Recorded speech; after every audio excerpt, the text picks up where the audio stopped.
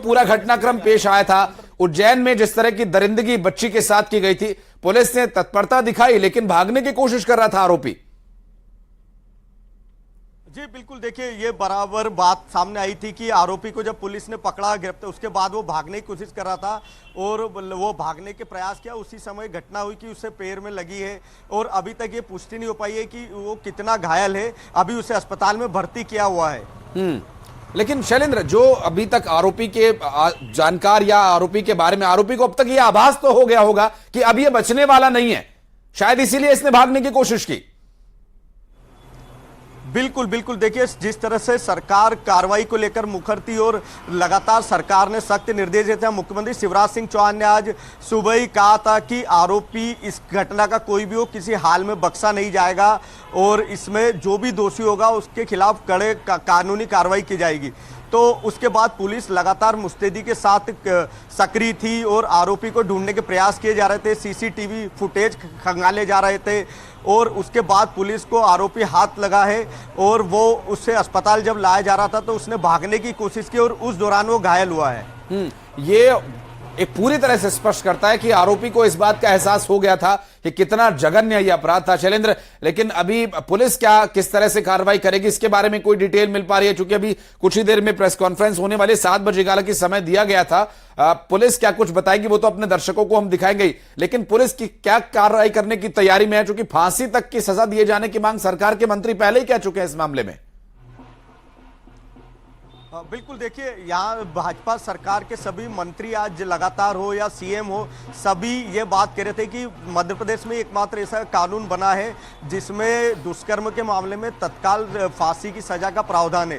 तो निश्चित ही उसी धाराओं का उपयोग करके आरोपी के खिलाफ कड़ी कार्रवाई होगी और इसको फास्ट ट्रैक में लाया जाकर जल्दी से जल्दी आरोपी को सजा दिलाने के प्रयास होंगे। ये कार्रवाई उज्जैन में ही होगी, क्या भोपाल लाया जाएगा इसे? में, क्योंकि अभी वो उज्जैन जिला अस्पताल में ही है तो निश्चित ही उज्जैन की में ही पुलिस कार्रवाई करेगी। उज्जैन ही घटना स्थल है और उज्जैन की कोर्ट में ही पेश करने के बाद ही आगे की कार्रवाई होगी। लेकिन शैलेंद्र, अभी तक डिटेल्स नहीं मिल पाई। आरोपी कहां का था, पीड़िता के साथ कैसे इसकी मुलाकात हुई, कैसे इसने बच्ची के साथ ये सब कुछ, क्या इसके बारे में डिटेल्स कुछ मिल पाई क्या? देखिए, अब मैं एक बात साफ कर दूं कि बच्ची माइनर है तो इस कारण जो भी कार्रवाई है पुलिस उसको गोपनीय रख रही है। क्योंकि आरोपी का नाम, उसकी पहचान को सामने लाना अभी उचित नहीं है, इसीलिए पुलिस सभी घटनाक्रम को एक सूत्र में पिरोने में लगी है ताकि दोषी को कड़ी से कड़ी सजा मिले कि इस तरह की घटना को कोई भविष्य में अंजाम ना दे सके। लेकिन अभी सब चीजों को इसलिए सार्वजनिक नहीं लाया जा रहा है कि आरोपी का नाम क्या है, लेकिन ये सब पता लग चुका है ताकि आरोपी को कड़ी से कड़ी सजा मिले, वो किसी तरह के साक्ष्य से फायदा ना उठा सके। ये सारी पुलिस की दलील है। बिल्कुल, निश्चित रूप से, चूंकि दरिंदगी का ये पूरा जो हैवानियत का नंगा नाच खेला गया, ये चिंता का तो विषय था ही, और बच्चियों को लेकर जिस तरह से और एक नाबालिग बच्ची के साथ जो ये रेप की वारदात को अंजाम दिया गया, अब ऐसी कार्रवाई ऐसे दोषियों पर जब दोष सिद्ध हो जाए, हालांकि इसने एक बार जुर्म कर लिया है, तो अब इसमें इन्वेस्टिगेशन के लिए क्या ज्यादा संभावनाएं नजर आती हैं शैलेंद्र?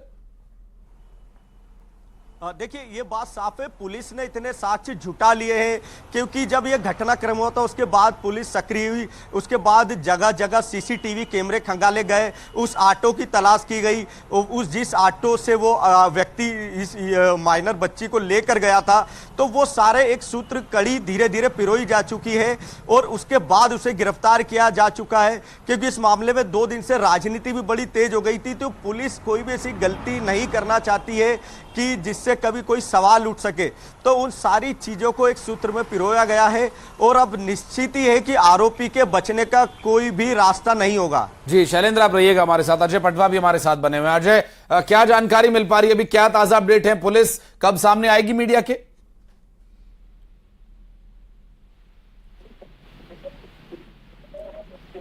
अजय, आपको आवाज मिल पा रही है? अगर आवाज मिल पा रही है तो बताइएगा कितनी देर में पुलिस प्रेस कॉन्फ्रेंस करने वाली है और अभी क्या औपचारिकताएं हैं इस आरोपी के खिलाफ, पुलिस किस तरह से कार्रवाई करेगी?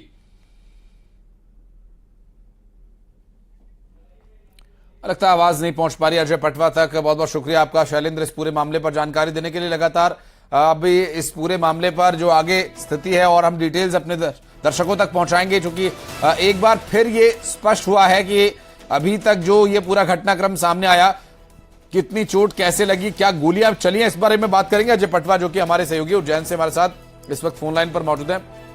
अजय, एनकाउंटर की बात कही जा रही है कि गोलियां चली थी, क्या ये बात स्पष्ट हुई है? गोली चली है, पुलिस कर्मियों को कैसे चोट लगी है?